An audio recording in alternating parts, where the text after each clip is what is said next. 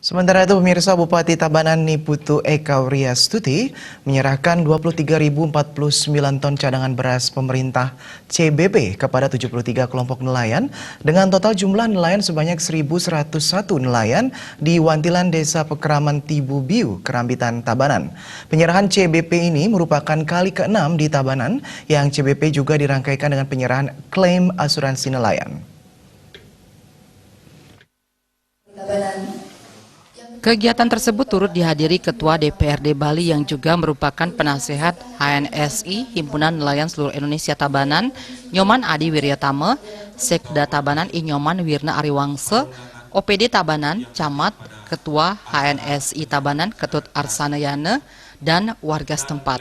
Bupati Eka dalam sambutannya mengungkapkan penyerahan CBP ini merupakan wujud perhatian sungguh-sungguh dari pemerintah kepada rakyat, khususnya para nelayan. Diharapkan bantuan ini dapat bermanfaat serta dapat mengurangi beban hidup nelayan. Pihaknya menambahkan potensi perikanan di Kabupaten Tabanan cukup besar.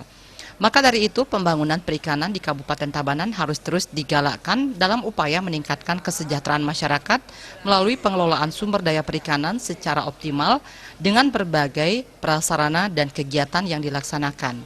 Ketua HNSI Ketut Arsanayana mengucapkan terima kasihnya kepada Bupati Tabanan yang sangat proaktif mengambil langkah cepat saat terjadi cuaca buruk dengan mengusulkan kepada Perum Bulog Divisi Regional Bali agar alokasi cadangan beras pemerintah CBP untuk Kabupaten Tabanan dapat segera disalurkan.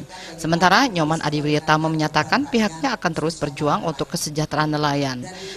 Salah satunya adalah terus berjuang agar Tabanan diperbolehkan menangkap dan memperdagangkan lobster dengan ukuran 100 gram per ekor ke atas untuk memenuhi pasar lokal dan menopang pendapatan nelayan lobster di Tabanan. Berdasarkan Peraturan Menteri Kelautan dan Perikanan terbaru nomor 56, lobster yang boleh ditangkap harus berukuran panjang, karapan di atas 8 cm atau berat di atas 200 gram per ekor. Peraturan tersebut secara nasional baik untuk diterapkan, namun tidak demikian halnya dengan di Tabanan. Nah, kita tetap akan perjuangkan. Dan memang Humas